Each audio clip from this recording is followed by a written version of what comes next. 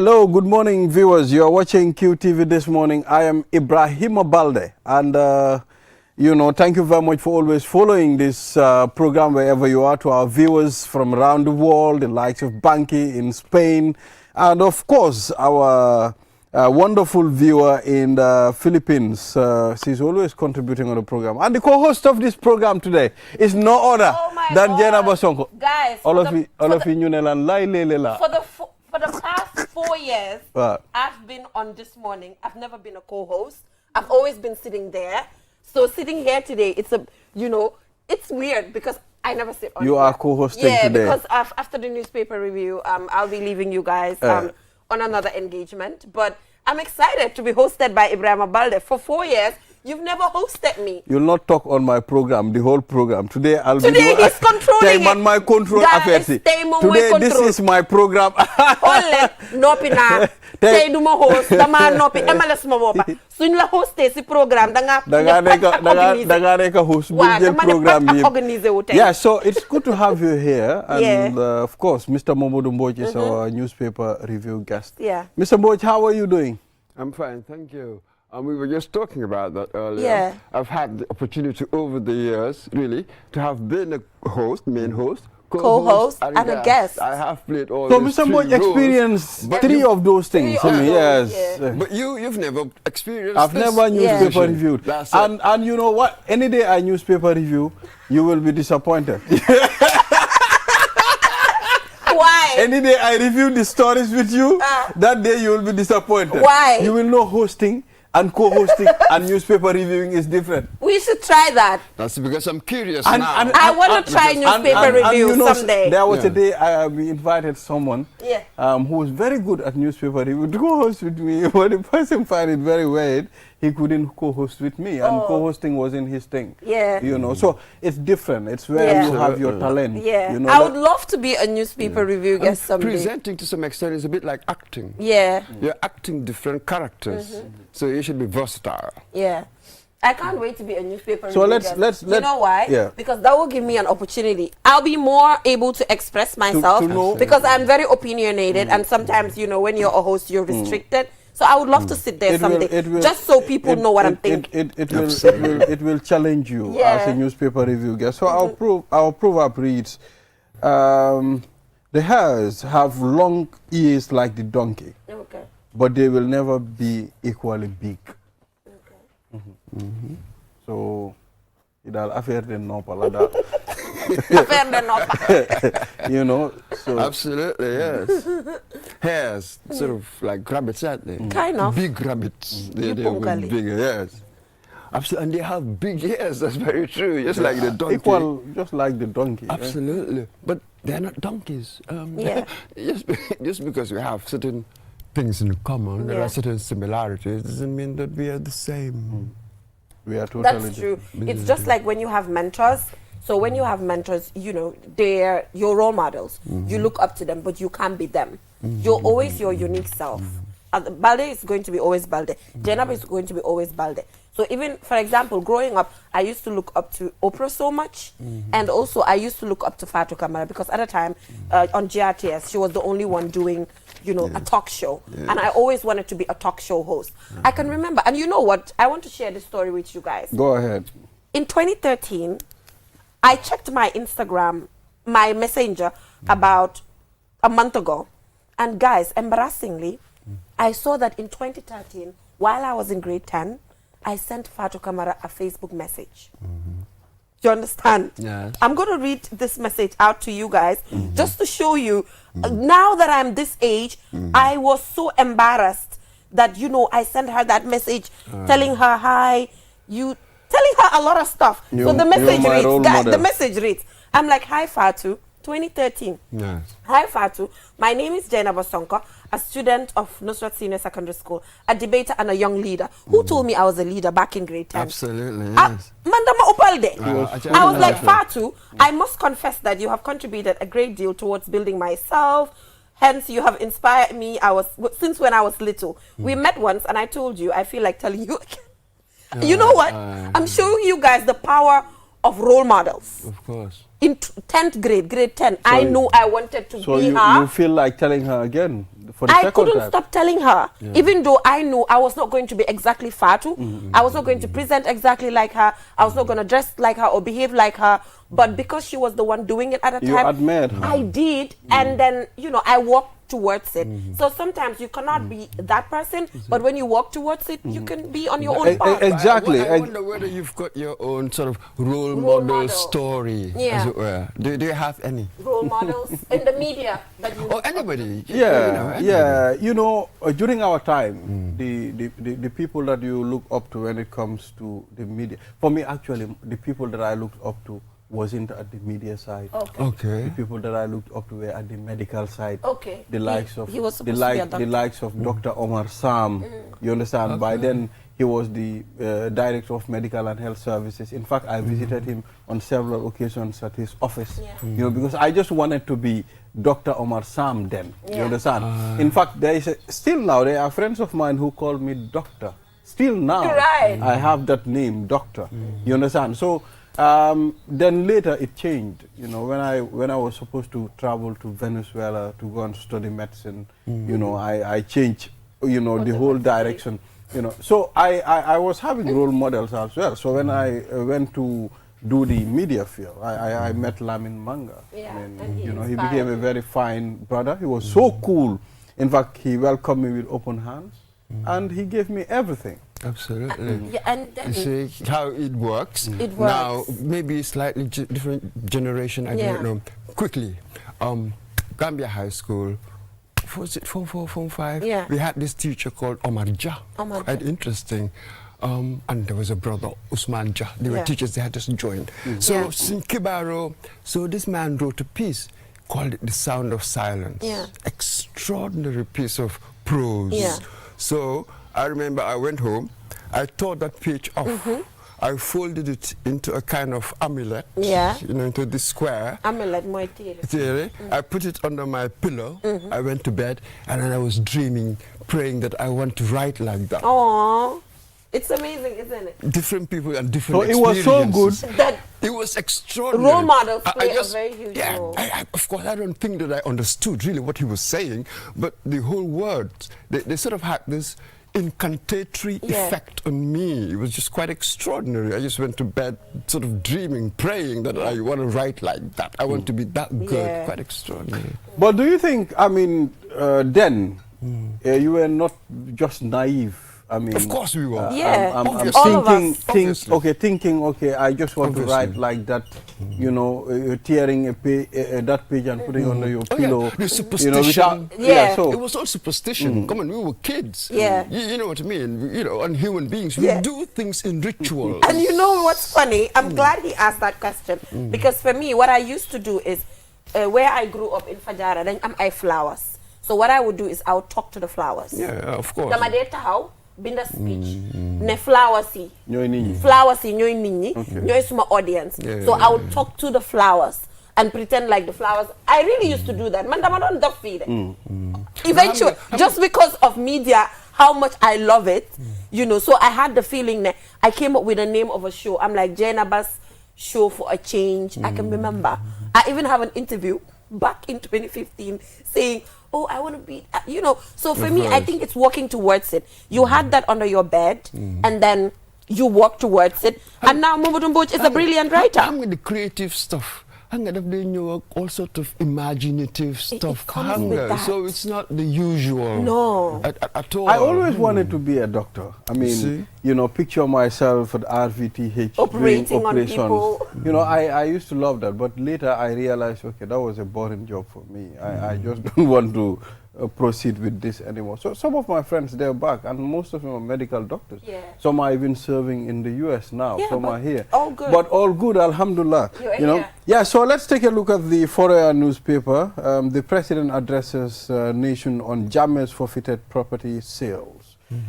Yesterday, people were looking forward to the president's address. Yeah. And although it was a very short address, you know, but he was quick Less to than at 5 least do it minutes. in the other languages so that people can understand as well. You know, this is definitely, it got to a level whereby, you know, we need to be very attentive on what we do as a nation now, Mr. Mbodj. 5 minutes, short, sharp, to the point, and the very first line, I love the fact that he said, yes, there's been some national concern, Yeah. and he said, with reason. Yeah. So people were not unreasonable to demand that, transparency. That's Yeah. really what people were demanding. So I even put it in the context of, I hope the police take note, because to some extent it seemed as if it was a subtle chided the police a bit. There was good reason why really people wanted to come out. So, you know what I mean? So he acknowledged that now there are 2 investigations going Yeah. on in the National Assembly and the National Audit Office. Yes. So what, 120 days? Yeah. That's about 4 months, Yeah. isn't it? Something like that. Now, then we'll see What happened. what So happens. personally, for me, when I watched the speech, and then I later went ahead to also read the text. Because, when you're watching things come out of a person's mouth, you want to see the text itself. So for me, what really caught my attention is the fact that the president highlighted how some of these revelations that were made through the Ministry of Justice publication was actually new to him. Yes. Part of it. He made that clear. Yeah, Some no. of these are Absolutely, completely yes, new to me. I yes. did not know this. It was an arresting For statement. him, That's yeah, true. as a president to say, I did not even know this. Yeah. That is why he convened an emergency cabinet meeting, and now this task force is being set up to do the investigation. It's amazing. So it's really surprising. I Yeah. feel it very perplexed for the president to Why say Balde perplex bi da nga jëlante moom he nag. doesn't know Ah, Balde. he doesn't know these things. Mr. Mbodj, intervenal perplex bi. Wow, perplex Perplex bi daal Balde jëlante naa moom. It's his word of the month. Wow. Waaw moom Wow. foo ba Balde ngay binda perplex Exactly. Sonal nañ si perplex. Violent. Gis nga ko démb fu ma Démba ko binda bindoon. na perplex. Tey mu toogati fii di waxati Waaw, perplex. Mbaa so jàmm. violent perplex bi mu firi. Suñ paree programme bi balaa ngaa dem am na lu ma la bëgg a woon si suma phone bi. Perplex. No, nekkul perplex. So, gis nga, for him to say he doesn't know, Yeah. I mean, this is news to him. Yeah. I mean, it's really surprising. Yes. And, knowing that as a head of state, you need to know what is going on and how things are going. Yes. I mean, you need to be in the picture all the time, Mr. Mamadou Mbodj. Yes, but most of them perhaps from 2017, Ganga just knew office. Yes. And let us be honest with him, previous experience.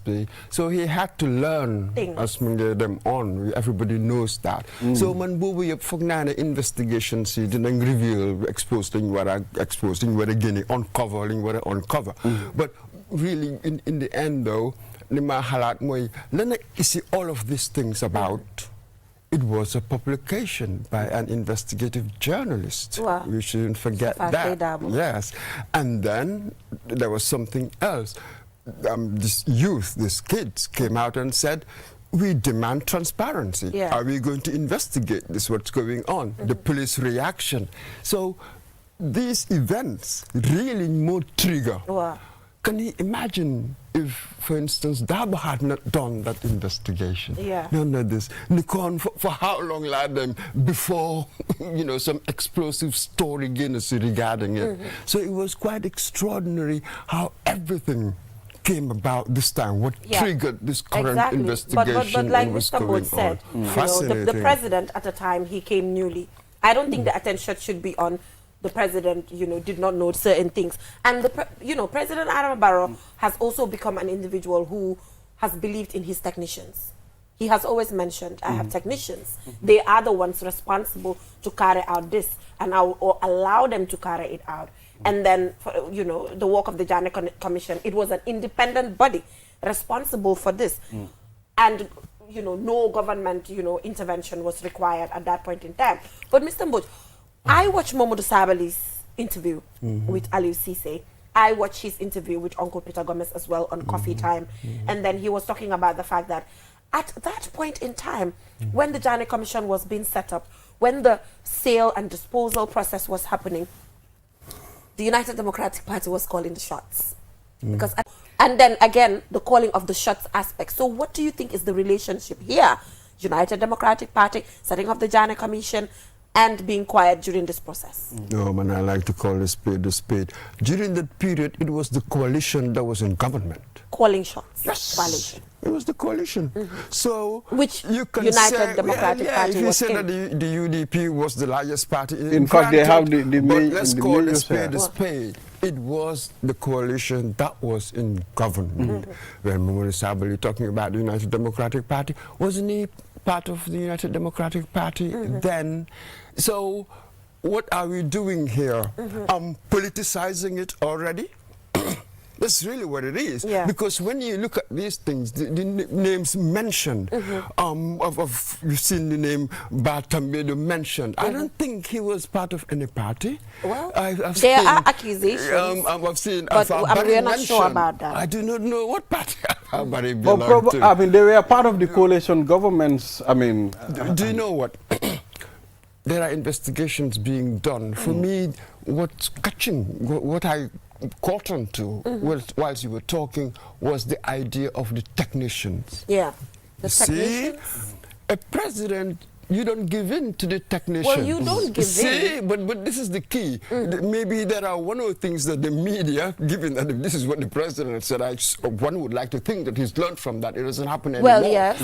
The technicians give you technical information. Well, yes. But when you take that technical information, there are other pieces of information. You would put them together, evaluate. There's a job. so Mr. Mbodj. Well, I agree yes, with that. Quickly. Why man part bu ma doon Wow. explain si loolu mooy President Barrow nekku ne comme du ko seet But o now leneen he's saying waaye the am na error. ñooñu. Possibly Why now maybe he's dafa saying the comfortable error. too much tam pour bàyyi ñooñu luñ doxal rek baax na Exactly. because You don't do that. mu ngi mel ni this is what we are sensing. You don't do su that. demee ba mu ne moom xamutoon ne lii moo nekk di dox.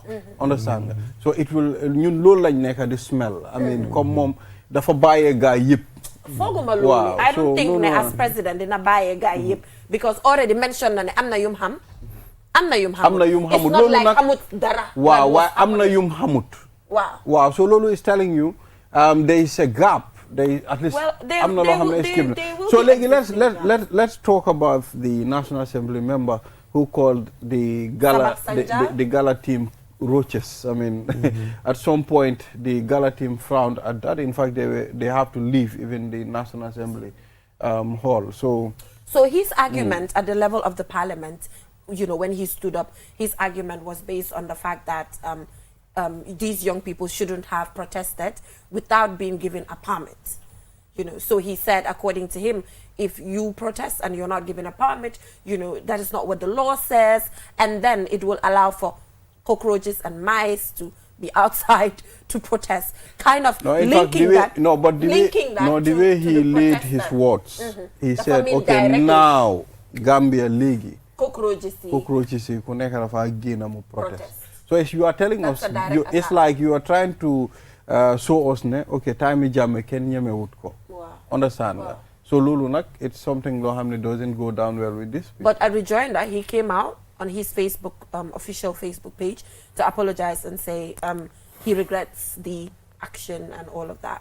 But when the damage has already been done. Now, when I heard it, immediately, man from naked, conflate cockroaches and genocide. Yeah. Hanga ñu nekkoon mag 1994, the genocide in Rwanda. Wow. You may remember some extremist Hutus. You ngi daan ooyee the Tutsis cockroaches. Exactly. So man, that resonance, Came. you know, came immediately to Yeah. me.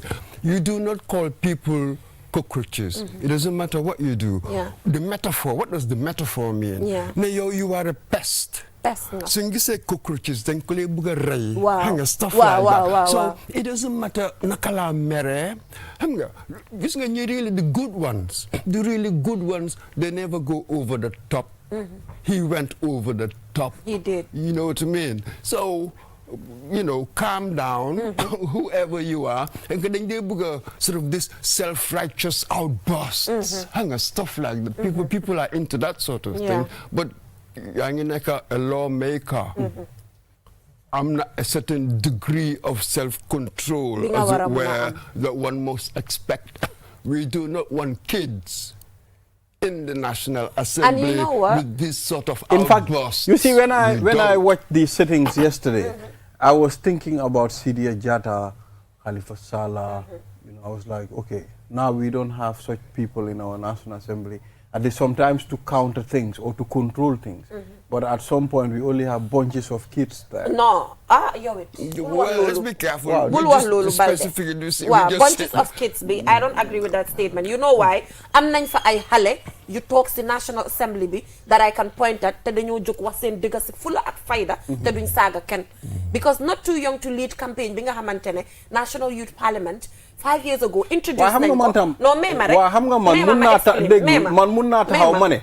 Man nu moo doxee foofu noonu. Waaw impressut ma. Aha kañ waaye li ma miin mooy National Youth Parliament bi ñoo introduce this not too young to lead campaign buñ ko introduce di nga gis ne the whole idea was am competent youth foofu noonu not random youth wala dara waaye am na ndaw yu fa nekk yoo xam ne ay youth lañ we can point at them especially Banjul naam si am nañ si ñaar ñi nga xamante ne ay ndaw lañ te kii mu ngi nii naka la tuddaati fàtte naa turam kii kuñ wone léegi nii moom Banjul North mooy seen National Assembly member bi ba am nañ njaay ñooñu ay young people lañ te depuis buñ toogee si National Assembly bi gisuñ ñu def lu ñaaw because during the quota sax for women bokkoon nañ si ñi nga xamante ne votoon nañ in favor of it so daf dee am rek so ñun tam buñ mel ni ki El Hadji Babou Ceesay buñ overreact waaw gis nañ all sorts within the National Assembly waaw that's just as Jennifer has said really so understand now fine you may have your impressions ne yow impression la really granted and be careful ne so dégloo yaa ngi am varying levels of competence and integrity and all sorts of things so am na for young people yoo xam ne ñu ngi carry themselves very well they are so xam nga and it's evident and thank God ne kii apologize na gis na ne li mu wax was wrong shouldn't have made that statement now apologize na ba pare ñoom Halifa Sallah ak Sidia Jatta comme nu ko Balde waxee foogu ma ne sax at the level of the parliament nit nañ ne ñii ñoo war a ñëw pour caution ñi fa war a dem ñoo war a xam ne fii National Assembly member assembly la and this is how we should approach things waaye ñaata nit ñoo am that understanding fine wax nga ko okay fine there are people yoo xam ne ñooñu they are fine National Assembly member dañ dee mën a taxaw dañ dee mën a def dañ dee indi solid am na ay mag yu fa mu sa wax lu wrong waaye am na ñoo xam ne you cannot associate it to demography am na ñoo xam ne you know soo leen dégloo sax da ngaa xam ne ñii lu ñëw a sensible in every group of man people démba sax I was telling someone man xam naa National Assembly member boo xam ne kooku noonu man almost benn yoon rek laa mus a gis lu mu wax te loolu sax man I wasn't impressed loolu nag soo ko waxee ñu bëri dañoo fil ne non waruloo wax lii man I have the right pour ma wax lu ma feel about the National Assembly members kaddu bi noo ko waxee la dama am right boobu kaddu bi nu mu ko waxee loolu nag ku nekk soo ko defee ku nekk dafa feel ne ok waruloo wax lii you know da nga war a careful ak loolu man am naa right bi pour toog ma ne nu ñoo defee seen affaire yi man impressut ma waaw waaye Mr Mbodj thing bi mooy lu ma bëggoon a wax Balde mooy man Balde suma argument bi counter argument si lu mu wax mooy bëgguma mu base performance bi on demography understand nga it should not be based on because dafa ne bunch of xale yi su ma ne bunch it doesn't mean ne tam am na ñoo xam ne nekkuñ di def seen liggéey waaye xam nga man am na ñoo xam ne sa suñu waxee dama dee ne ok kii lu moo wax make na sense dëgg la waaye ñu bëri si ñoom ëppa doole bi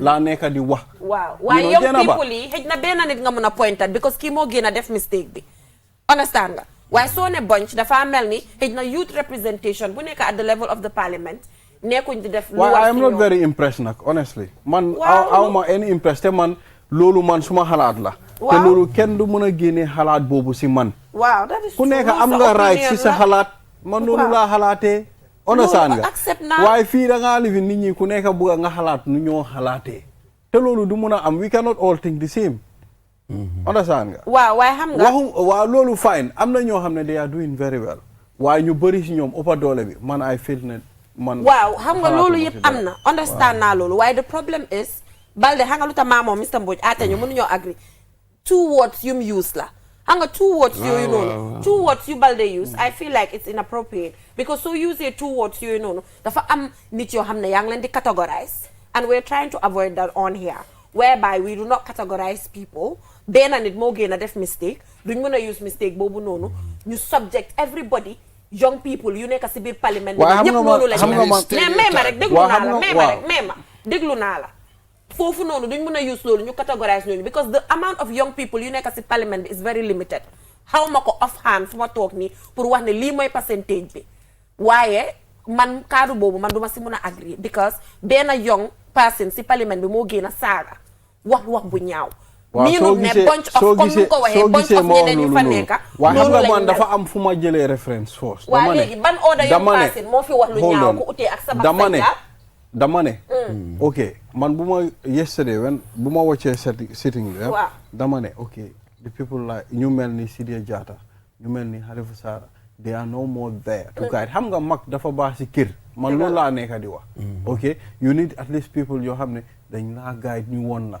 waaye bu nekkee ne comme ñun rek a nekk fi amut kenn koo xam ne dafa ñëw ne ok lii ak lii nii la war a demee loolu c'est bi kat xam nga lu tax man mënuma agree suwaay bu turee mu ngi fa waaw mag yaa ngi fa Madi Cissé oncle Madi Cissé Serekunda West am foog naa ne gis nga buñ overplay our hand here kooku góoma ne foog na ne bu ooyee ne ñi cockroaches dafa right dafa allow rek hot blood lead the tongue instead of the mind leading heart bi mu emotional wax li mu war a toon a wax dem na apologize fo naa li jëne ba di wax let's avoid the stereotyping waaw buñ categorize so yes léegi da ngaa déglu yenn argument ngeen ne I'm not impressed by that particular argument noonu la de demee sax ni kooku mun naa ñëwaat ak beneen argument from the argument it's a brilliant itself. one, yes. Exactly. So one person mun naa make one instance, argument is not impressive. In another instance, another topic, make a brilliant argument. So let's just accept it. It's a democracy. You vote in. Never mind what you think. Thank you. People kneeling vote in. Thank you. I think we've already exhausted the time for this segment. So we'll take a short break. After the break, then dinañ waxtaan ak Imam Jah. xam naa ne maa yow du ñuy juboo nag. waaye baala ma nag ma tàggatoo comme ni ma ko waxee woon si beginning bi rek. I have a short engagement. So I'll be leaving Balde to continue on the program. So see you guys on Monday, and we have a short break too. So we'll be right back after the break. Running low on data? Need to stay connected without spending too much? Get 1 GB for just $50. Yes, only $50. Whether you're streaming videos, scrolling through social media, messaging friends, or catching up on the latest news, this offer has got you covered. At home, on the move, or just in need of a quick top-up, it's the perfect data deal for you. And the best part, it's valid for 2 full days. Don't miss out. Dial *303# and choose option 7 to grab your 1 GB data for just $50. It's affordable, reliable, just what you need. For more information, call our customer care on 111. QCell, Sunibus. We innovate, others follow. Terms and conditions apply.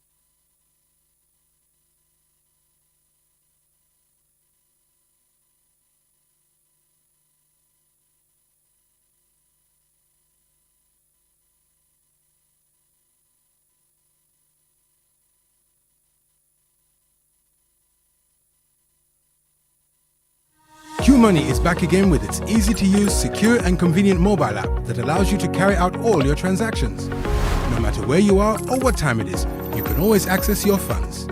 With the new QMoney app, you can cash in and out, buy credit, buy Q Power, shop, make payments, and so much more. You can also send Q money, pay bills, receive international remittances, and transfer cash to others. Just download the app from your Play Store or App Store and get started. For more information, call customer care on 133. Q Money, Sinu Calpe. We innovate, others follow.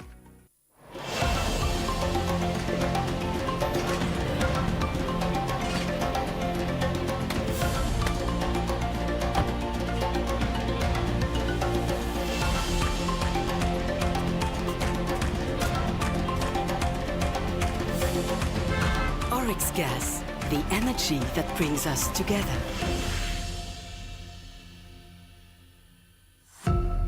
Powered by Africa, Oryx Energies. QCell mooy suñu boss. QCell mooy suñu boss. QCell mooy suñu boss. Go, ebe dawa full network suda tili QCell. Ni lafta diamla wati jamala mune diata QCell. Most reliable network dimala keta wati QCell. Wokwat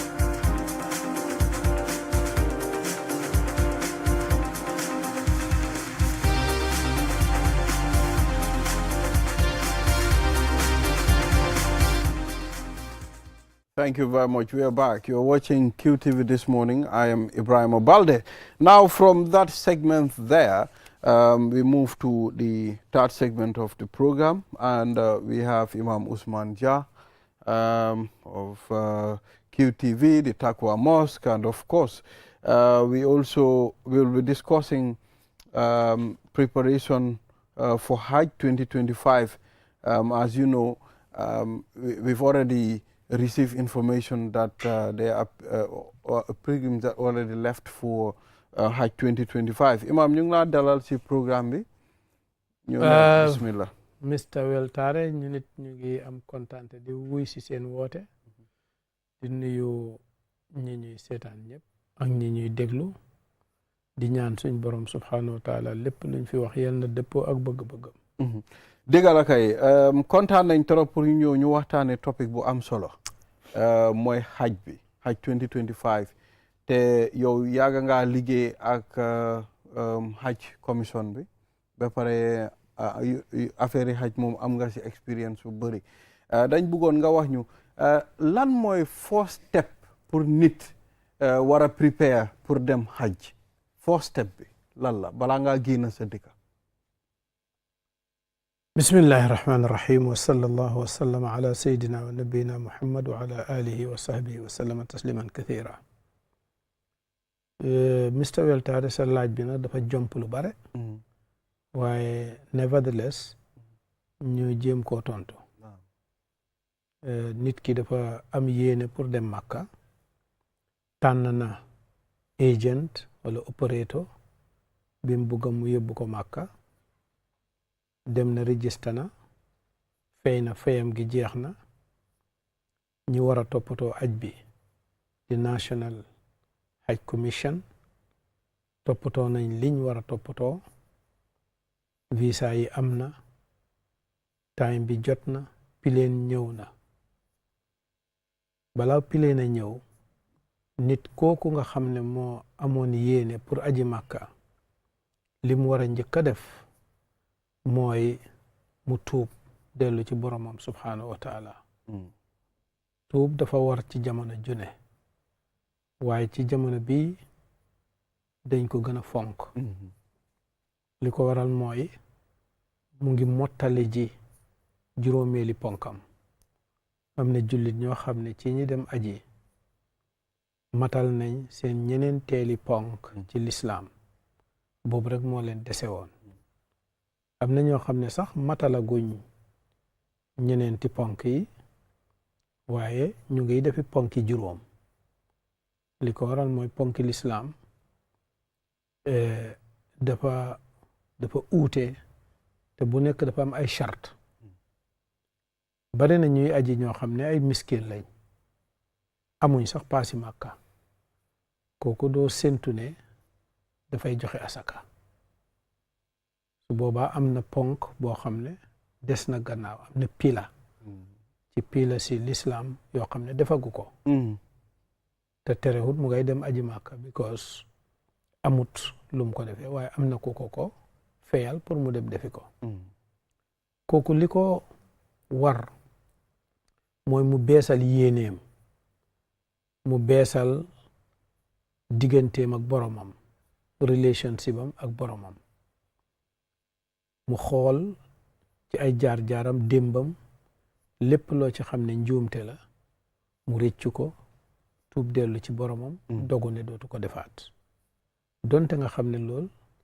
dafa war a dund ak moom ànd ak moom ci jamono june waaye rawatina ci jamono ji su fekkee am na ay tooñaange yum def nit ñi su ko manee mu jéggalu ko su fekkee alali jàmbur la mu delloo ko mu ngay jëm ci place boo xam ne yàlla ko tànnal boppam place bu sell la nga xam ne ku yàlla tànn doo fa dem jullit ñi soo xoolee seen lim ni mu baree waaye mun nga wax ne percentage bi dem Makka ndax sax dina mut 1% ci jullit ñi ñëpp nga xam ne bon su yàlla xoolee réewum Gambia mu mat 2 million for exemple yàlla tànn ci lu mat 2 junne ne leen ñoom ñooy dem ren Makka nga xam ne dëgg-dëgg yàlla xéwal na la because 2 million su la ci yàlla tànnee kon war nga sant sa borom nga beesal sa yéene sa digganteeg sa borom ba pare fóot sa xol bi sellal ko génnee ci lu dut yàlla loolu mooy yóbbal bi gën a am solo lu kuy dem di aji màkka lu mu yóbbaloo doo dem aji màkka ngir ne mag nga danga ko war a def ngir ne ñëpp a ngi aji màkka da nga bëgg ñu ne la alaaji wala ajaa doo ci bëgg benn ngistal bëggoo sax nit ñi yëg ko waaw du lu ñuy caakaayoo di ko puukarexoo lu la war la comme ni la julli waree sooy julli ji doo tàggu kenn da ngay dem def sa farata mu jeex sooy oor noonu soo aj màkka it noonu la xëy na li leen uutale rek mooy tukki la moo xam ne dafa sori ba pare tumuranke yaa dafa nekk te itam benn yoon rek lañ koy def ci suñ dund mu tax mu am melo woo xam ne dafa mel ni dafa unique waaye mook ñëpp a yem nga def ko ngir yàlla rek soo loolu mooy sa waajtaay bu njëkk sa wérgu yaram it ñu xool ko bañ xam ne mën nga koo def loolu nag ki koy decide mooy docteur moom moo lay wax ne mun ngaa def liggéeyi aj màkka waaye docteur bi ko war a def it na doon docteur bu xam lan mooy liggéeyi aj màkka xam naa doon na baax docteur bi jox ujaaj bi licence certificate ci ne fit na pour aji doon na baax lool docteur boobu am expérience ci liggéey ba nekk ca réew ma mooy ne koo xam ne mos naa aj moom moo waroon di def loolu wala dana ko gën a dimbale kon sa wérgu yaram na nga ko yittewoo su fekkee sa wérgu yaram dafa am tolof-tolof ay da nga soxla ay garab yooyu naan nga fexe ba garab yooyu yëpp nga lijjanti ko toppatoo ko pour ànd ak moom waaw ngir time bu ne mën nga koo soxla ci wàllu poche nga waajal sa bopp itam ci sa poche yes ni aj di demee léegi daanaka sa poche su ca dara nexul sax du tere da nga mën a def sa farata ndax léegi poche dañ koy jiital système bi dafa soppeeku duhut nag Gambia moo ko soppi Saudi moo ko soppi waaw li nit ñu bëri xamut mooy aj Makka lu tuuti la ci réew yi di doxal individual countries yi lu tuuti lañ ciy def yëpp Saudi la décision bi yëpp Saudi moo koy jël yëpp Saudi moom mooy wax yan façon pileen moo la war a indi Saudi moo lay wax pileen boobu ban façon laysin moom la war a am pour mu mun a ñëw wàcc ci réewam Saudi moom moo lay wax ujaaj bi ban façon hôtel nga koy dalal Saudi moo lay wax ujaaj bi ne danga ko feyal lekk balaa moo ñëw maanaam in fact balaa ujaaj bee am visa sax Saudi authorities yi ñi yore mbiri aj xam nañ ne Mr Weltare mii di bugg a ñëw si aj pileen sàngam moo koy indi ñoom xam nañ ko hôtel sàngam lay dal te hôtel bi fay nañ ko ba pare xam nañ ko danañ ko jox lekk añ ak reer ak ndéexu loolu te xam nañ ko loolu gis nañ ne fay nañ ko 2 million nit yooyu yëpp gis nañ ne fay nañ ko Mr Weltare mi transport am from airport Madina Makka ak Mina Arafa wëññeeku xaat ba airport ñëpp si Gambia Mr Weltare fayal nañ ko yëpp ñoom dinañ ko gis yëpp ne fayal nañ la su fekkee gisuñ ne fayal nañ la lii yëpp doo am visa mbir mi noonu la maanaam su ma lay applyal visa waaw dugal passeport bi système bi daf may laaj yes Mr Weltare nga buggal visa yes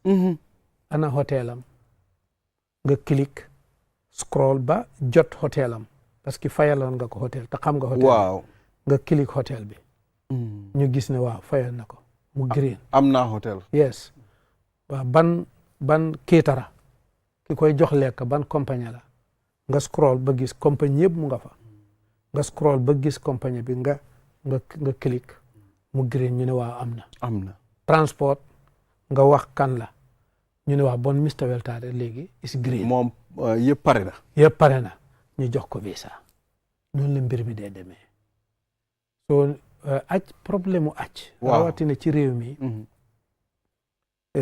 dañ ko réere lool xam-xam yu cof lañ ci ñu bari moom lañ ci xam dañuy foog ne ku dem màkka rek xam nga lu bare wala man maa yore mbiri aj màkka gi xam nga lu bare aj màkka dafa laaj deep knowledge and experience ok waaw daf ko laaj lool fu mu nekk nii léegi su ko defee kon boo xamee ne xam nga bon wax naa la ne waaj ci sa poos waaw si poos bi léegi kon yow looy soxlaati fay nga sa pileen fii dem ak ñëw fay nga transportation ci mboolem farata booy def dem ak ñëw fay nga accommodation Makka ak Medina Mina fay nga lekka Makka Medina Mina ba ngay ñëw kon yow fi ne loo soxla kon bu njëkk dañ lay wax poos bi dafa am solo lool ngir ne yaay dalal sa bopp fay yaay dundal sa bopp nangam yaay nangam waaye léegi loolu yëpp fii nga koy fayee door a dem léegi bon boo sa poos bi li nga ciy soxla du bare xanaa say soxlaay bopp man de su ma demee dama fa bëgg a jënd ay mbubb nangam dama bëgg a jënd or dama bëgg jënd ay kaala dama bëgg jënd ay yóbbal ak itam xëy na am na loo xam ne fayuma ko masalan tey bis bu nekk dama bëgg di dem ci Kaaba gi waaw xëy na suma distance bi damay dugg taxi transportation yu ndawaan yu tuuti la yu ñàkk fayda man su ma fa nekkee de bëgg naa ma dem Jidda ñëw transportation yu ñàkk fayda yooyu rek nga soxla ci sa poos meaning na tey ujaaj bi su amoon even $1,000 def ci poosam mën na ci def mboolem lim bugg a def yëpp te du jeex 1,000 sa bare na waaw parce que yëpp fay nga ko waaw fay nga ko soxluloo dara da ngaa lekk da ngaa tëdda waaw xanaa jigéen ñi nga xam ne dañuy bugg a or xam te or moom kenn mënu koo jënd maanaam or moom mën naa gën a cher sax paasi màkka mi waaw waaye bu dul loolu daal yooyu mooy sa waajtaay balaa nga fay jóge fu mu ne nii am na plane bu dem àgg na ba pare ñaar kay dem na waaw ñaari plane dem na ñetteel bi mooy dem waaw soo léegi ñooñu suñ àggee fu mu ne nii time bi ñoom si lan la ñoo nekk good léegi plane bi balaa moo agsi fi ne nii am na lu ñoo tuddee advance team boo xam ne National Hajj Commission lay doon opérateurs yi ñoom itam dem nañ maanaam képp koo xam ne opérateur nga maanaam travel agent nga yore te am licence pour liggéey ci aj bi yow itam da ngay dem advance team pour teeru ji sa ujaaji National Hajj Commission ñoom it dañuy am advance team ci njiital amir pour ñu teeru seen ujaaji ñooñu suñ demee xam nañ ne bés sàngam waxtu sàngam suñ plane bi dana agsi ci airport sàngam su ko defee balaa waxtu bee jot ñoom danañ nekk ci airport ba jéem a xam plane bi ban gate la moo taxaw suñ ujaay ban gate la ñuy duggee su ko defee ñu jëflanteeg sécurité bi nu ñuy def ba dugg bi ko du lu yomba jëflante ñoom ba dem ba ca gate ba plane bi agsi na su ko defee ñu ubbi gate bi ujaay yi commencé di ñëw su ko defee nag ñooy teeru nag ujaay yi ñoo leen di dimbale because gan lañ xamuñ fu ñu jëm ñu naan leen defee leen nii demee leen nii su ko defee nag ñu dem rang nag ci immigration rang bu gudda ñu xool passeport yi su ko defee ñu romba ñoom it ñu screen leen xool passeport yi kuñ screen gis ne set nga ñu bàyyi la suñ la bàyyee fekka team yëpp ñu nga fa ñoo lay dimbale jaaral ni lu gudda la te laxasoo jaaral ni ba nga àgg fi nga xam ne sa bagage fi la ne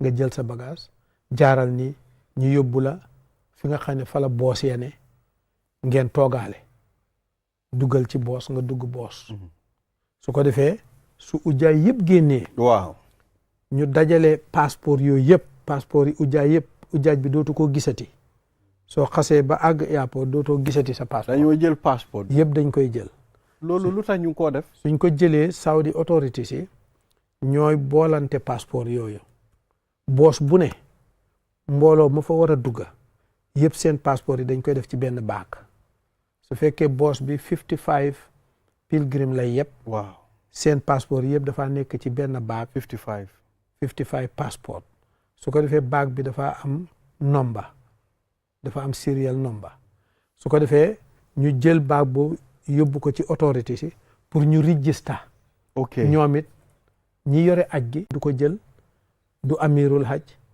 du national haj commission ñoom Saudi óoluwuñ ci kenn seen responsabilité ñoom ñoo koy ameel seen bopp suñ ko amee ñëw dugal boos bu ne ñu dugal fa seeni ujaaj bañ dugg ba pare ñu jël seen mbuusi passeport yi jox ko driver bi moom moo koy amee moo responsible loolu driver bi waaw moo responsible su ko defee soo ko joxee driver bi it dafa careful il faut mu woote ku nekk turam diw nga ne naam mu teg ba nga xam ne ba ooda ñëpp ñi ne ci boos bi bañ xam ne ñi fi ni ñëpp seen passeport a ngi nii yaa ngi fi waaw kuñ oo te sa passeport new fi ñu ne la wàccal bon waroo xoon a dugg fii kuñ oo neexoo fi ñu uti la kon fii nga war a dugg kon foofu réer du am non système la niñ ko defee dafa doy waar système bu ko yéemee maanaam système aj Makka ni ko Saudi defee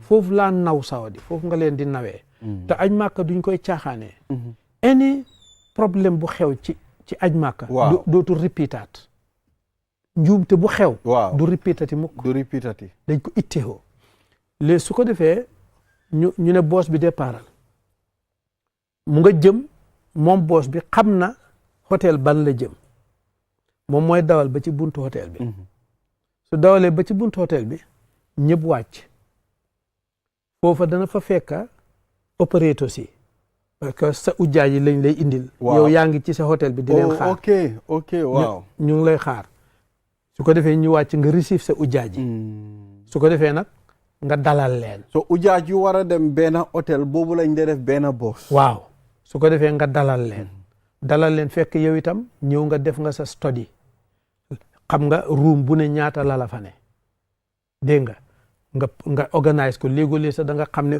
ujjaaj diw ak diw laay boole ci room sàngam su ko defee lu metti la nag ñëpp ñëwandoor ñu war a dugg ci lift yi di éeg ak coow li foofu pour balaa ngaa dalal ñëpp nag ba ku nekk toog liggéey bu metti la waaw su ko defee passeport yooyu nga xam ne kii moo ko amee woon driver bi su ñëwee am nag officer boo xam ne ci ministre of hajj lay jógee ñoom itam ñooy jël si haat passeport bi ci driver bi ñoo koy jël su ko defee yóbbu ko ci office bi nga xam ne fala passeport yaay ne passeport yëpp ñu dajale ko ca office booba passeport yi Gambie yëpp léegi ñu ngi ci office bi ñu jox la benn buñ jëlee sa passeport mbuus mi sa passeport ne dafa am nomba ñu jox la benn carte boo xam ne carte bi mu ngi amee sa nomba mbuus mi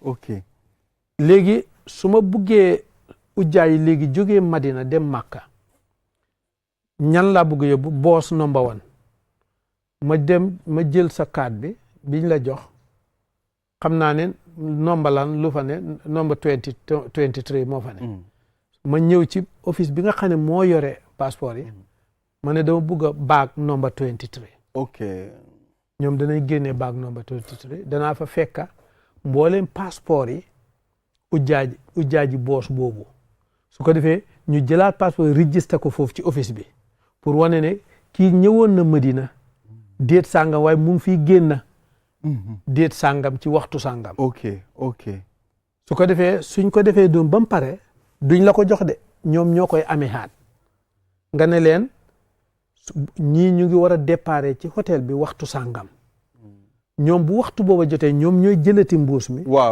ñëwaat ci buntu hôtel bi su ko defee yow mi travel agent bi yaay wàccee sa ujjaay wan leen ne waxtu sàngam la ñuy def boos yi ñëw nañ aca dugg leen suñ duggee ba pare borom mbuus mi ñëw demaat ci driver bi joxaat ko mbuus mi driver bi defaat nam defoon make sure ne passeport yi ma am yëpp seeni borom ñu ngi fii dëgg la su loolu yëpp pare mu door a départ Imam lii du affaire bu yomb de ñun dañ foogoon ne da ngaa dem Makka rek soo àggee yaa ngi ci sa hôtel jógee ci hôtel bi dem def sa xaj liggéey bu ko jafee gi nga liggéey bi liggéey éene la il faut nga am éene maanaam ñi ciy liggéey il faut nga am expérience ba pare am éene am rafet jikko maanaam muñ suba ngoon daw daan naa toog man daan naa toog 3 days yoo xam ne du ma nelaw 3 days te loolu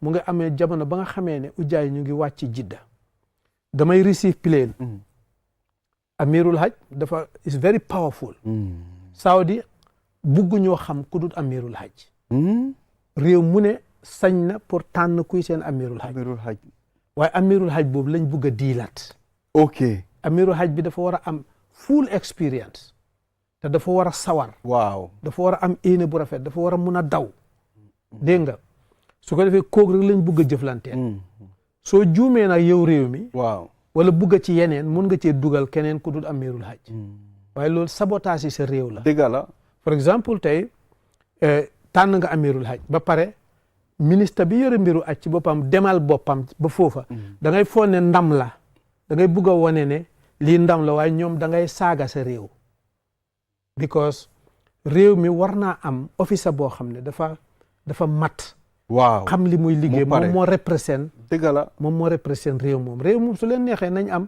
ministre bu yore mbiru aj no problème su yore na nekk under office président's office lu leen neex waaye loolu bugguñ ñoom mbiri politique bokk ci ñoom amirul haj bi dañ koy séparer completely amirul haj lañ bugg foo mun a demit amirul haj la ñuy waxaat moom la ñuy laaj dëgg la amirul haj boobu nag moom mooy def liggéey yu rëy yooyu waaw su ko defee nag moom it dafay am team ñoom it kenn ku ci ne lim ko ciy defal soo du mbir moo xam ne dafa yomb Imam time bi bëriwut léegi dañ bëggoon nga wax ñu lan mooy seen warugal foofu ñu dem haj quickly waaye ñi aji màkka moom comme dañoo gumba tëxlu ajkati màkka na def boppam gumba tëxlu mooy màkka ak loo jàng te mosoo faa dem soo demee xamoo dara loo jàng soo demee la nga jàngoon yëpp réer na la because système la boo xam ne il faut ñu jiite la loolu moo indi li ñuy tuddee guide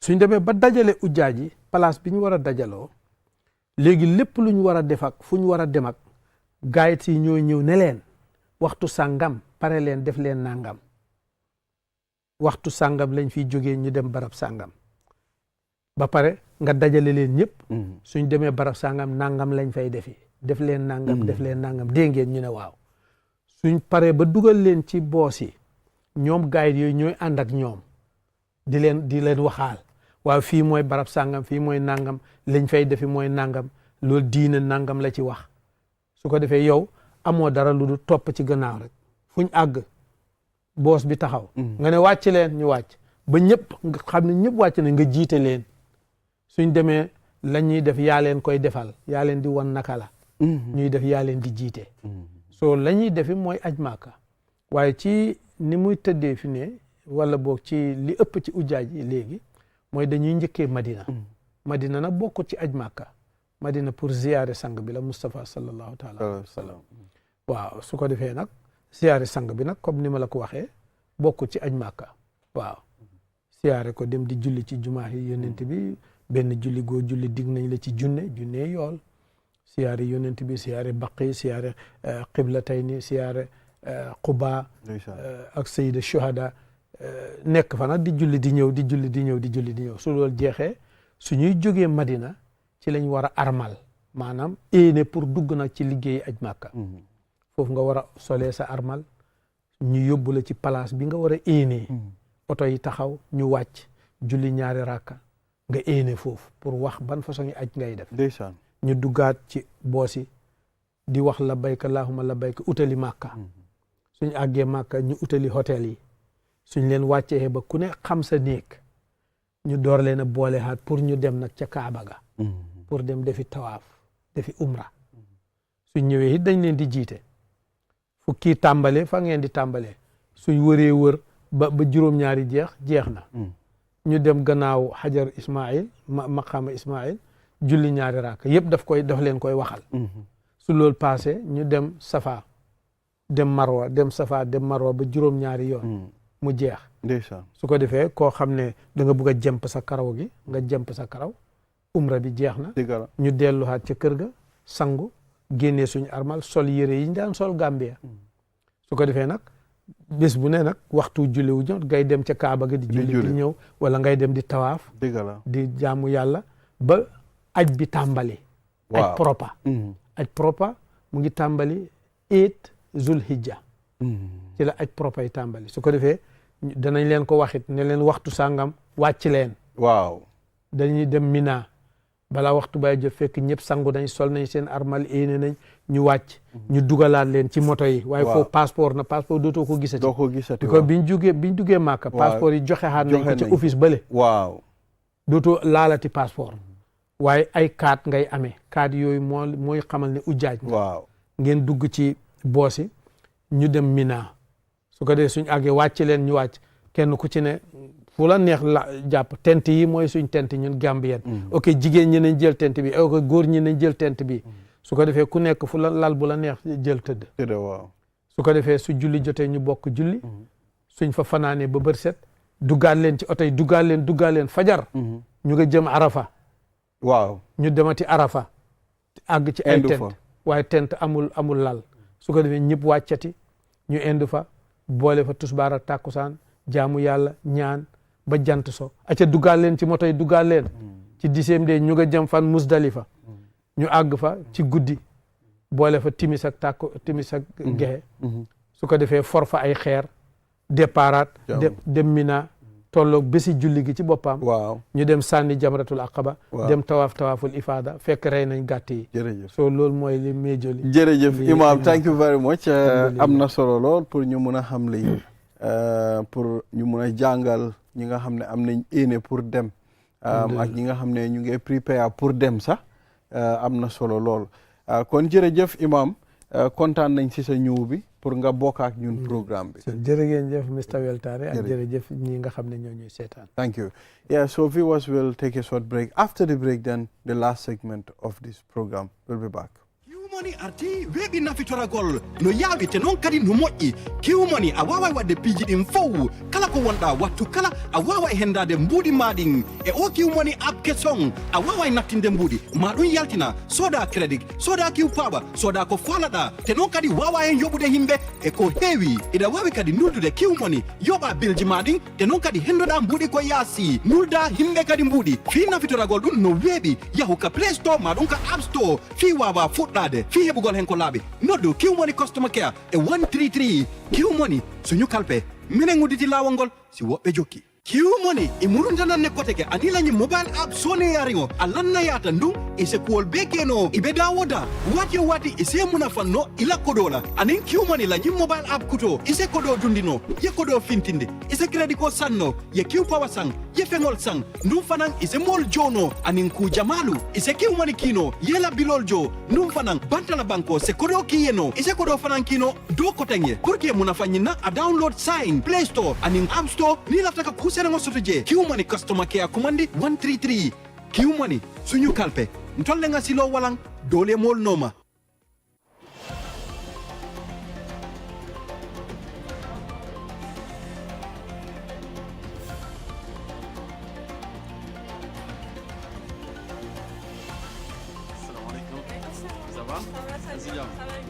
Taking a break isn't about stopping. It's about recharging for the next stage. Welcome to our oasis.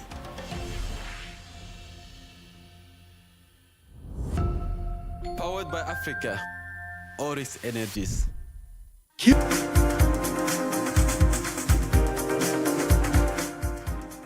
We are back. You are watching QTV this morning. I am Ibrahim Balde.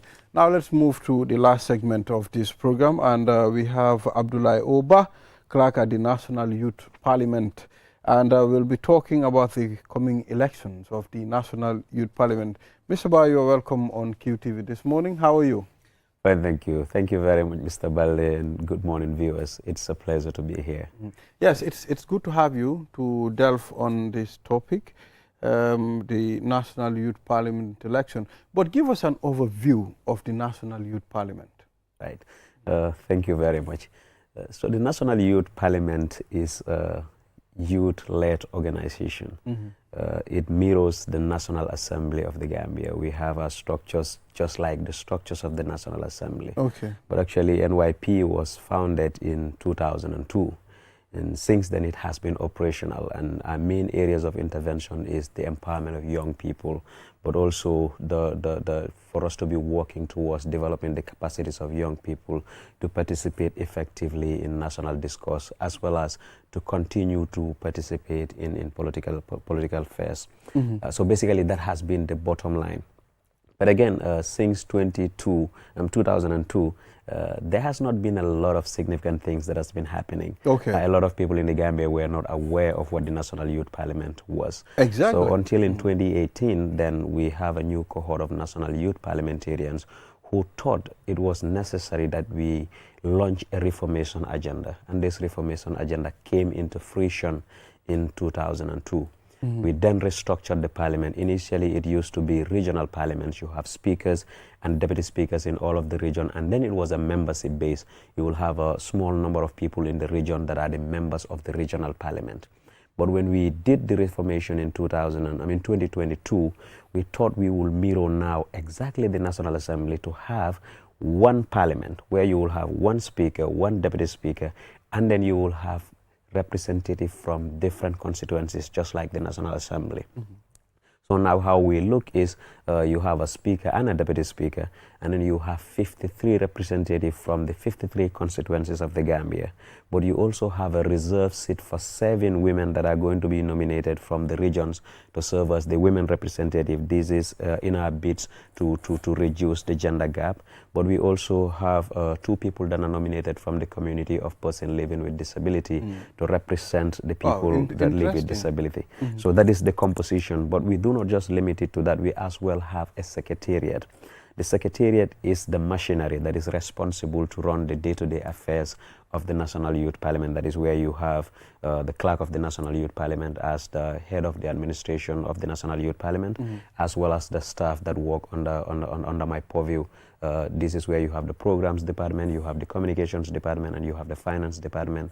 And we also take interns from young people that are aspiring to be able to learn, to be able to work in the corporate world. Exactly. So basically, this is the structures, and this is how the National Youth Parliament is formed. Recently, what have the National Youth Parliament been doing? How involved are we when it comes to youth matters in the Gambia? I think the National Youth Parliament now is a household name in the Gambia.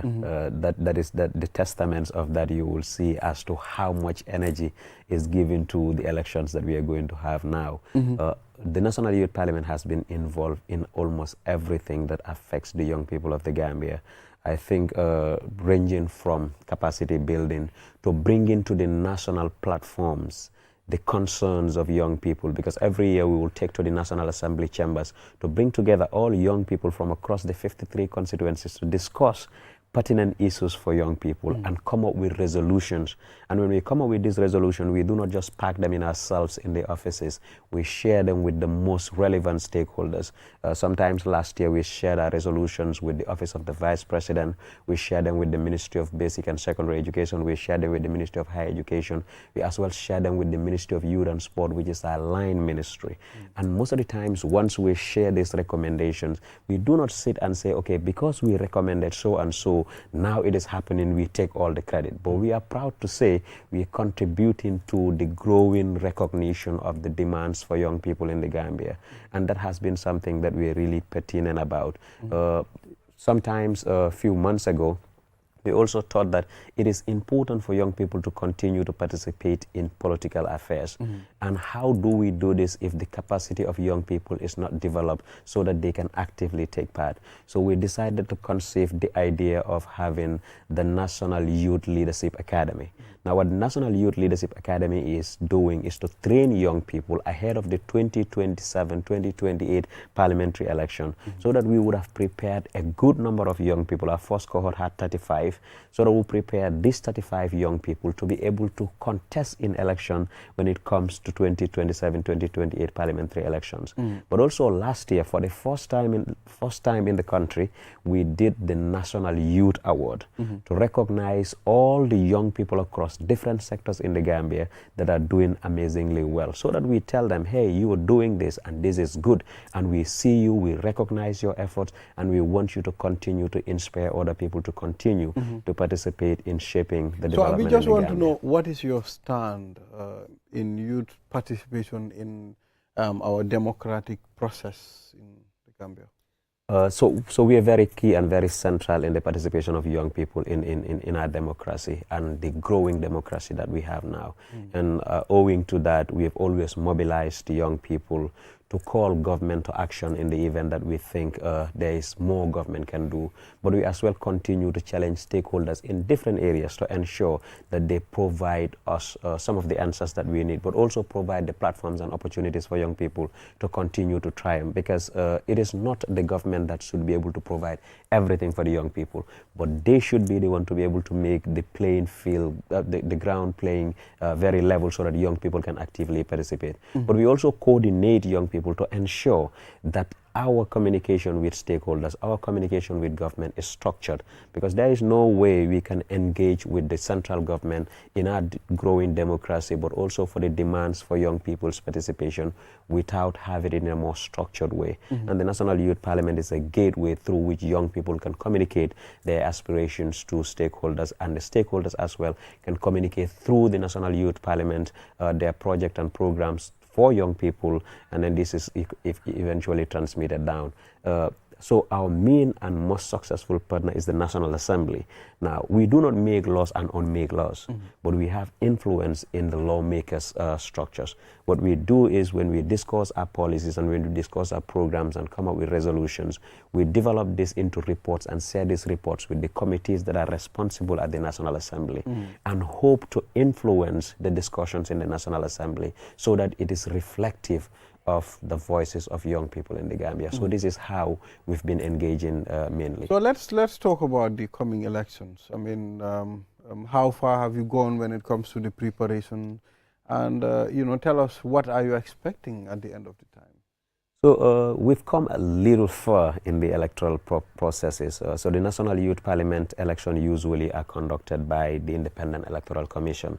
It's not just us at the Secretariat that will sit and say we are conducting the election for young people to be represented. We outsource this to the experts, which is the IEC, to give us technical support and technical advices, but also to be the individuals themselves that will moderate the elections when they are conducted proper. So first phase of the electoral processes was to release the obtainment of forms, so that young people that are interested in their constituencies will come and grab a form. So because it's a democratic process, forms are released to young people to take if they meet the requirement. And the requirement for a young person to participate in the election is that you must be a person between the ages of 15 and 35, which is the definition of youth in the Gambia. Okay. You must be a Gambian national. You must belong to, or you must be nominated by an organization that is registered as a youth organization. That way we are having advocacy to ensure that young people belong to structures. But again, you must not be any young person that is in a conflict with the law, because we do not want representative of young people to be themselves having issues with the laws. So basically that is the first process. So we were able to have up to 189 people that collected forms in all of the districts. Okay. Now, after these forms were collected, each person that has collected a form will require that they are nominated by at least 100 young people within their constituency. So they were also took those forms and they were nominated by those 100 people. Then later they brought back the forms. So a committee is established, which is called the election committee. This is responsible for looking at the forms, vetting the forms, and then announcing the candidates that are going to participate in the election. Okay. So the electoral processes are going to be done in a ballot box, and it's open voting. Now the young people that are going to vote in these elections are young people that belong to organized groups. Now this could be groups or organizations that are registered by the National Youth Council, or organizations that are registered by the AG chambers, but they must be youth organizations, but also organizations that necessarily might not be registered but are affiliated to or recognized by the DYCs and the RYCs. The reason we are given that latitude is because most of the provincial communities have made concerns that some of their organizations are not registered. And if we want to limit the voting to only registered organizations, then we will be defranchising a lot of young people in the provincial Gambia. And that is not the objective. The objective is to ensure that we have a lot more other people that are going to participate in the election. So it's going to be an open ballot box voting, and it's going to be in a paper ballot format. So what are we doing to make sure there is credibility in these regions, the selection process? So it is credible such that we're making sure it is credible such that once you obtain your form and your form is filled by the people that are nominating you, those forms are going to be vetted. Once the forms are vetted, now the electoral processes that are going to follow is going to be conducted in a manner that is very transparent. We are going to place ballot boxes in each constituency. And then we will have a police officer in this constituency to ensure there are no sort of violence and issues related to that. But we'll also have an IEC official that are going to be able to help us in each of these constituencies to conduct this election. Okay. And we'll have election observers and as well members of the electoral committee that will be on the ground. And then young people that are coming to vote are going to be in a registered voter list. Now, we've launched a portal. The purpose of the portal that we launched is for young people to register in that portal. So in order for you to be able to come to the ground that day and say you're voting in the election, you must have already registered on that portal. Now the registration list from that portal is going to be printed and will be placed before the polling officer that will be on your polling station. So when you come, my name is Abdullah, and we'll cross-check against your name. Exactly. We'll cross-check, this is your name, you've registered, this is your ID card, or this is your birth certificate, because we are not just limiting to ID cards. There are people that are under 18 that are voting, the 15 to 16 and 17. Okay. So you will now have to cross-check your name on that list. If your name is there and the credentials that you've used to register is what you're coming with, then you're allowed to vote. So that way, the election is free, fair, and credible. So let's quickly, finally, what do you have to say in just in few seconds, and we close. So to conclude, I just want to remind young people that this is not just an election for the National Youth Parliament. This is an election to bring the young people in the open to understand what it means to be representative, but what it also means to participate in democratic processes. Because in the very near future, these young people are going to be the National Assembly members, they will be the ministers, they will be the presidents. So it is okay for us to understand at this point in time, what are the processes involved in democratization and how do we elect our representative into office. So therefore, I am urging them to take this very seriously, but also to be able to understand that this Thank you, Mr. Ba. Thank you for coming. We've exhausted the time. Thank you, and I wish you all the best of luck. Thank you very much. Yeah, so viewers, this is all we have for this week. Until we come here again next week, do have a wonderful day. Bye-bye.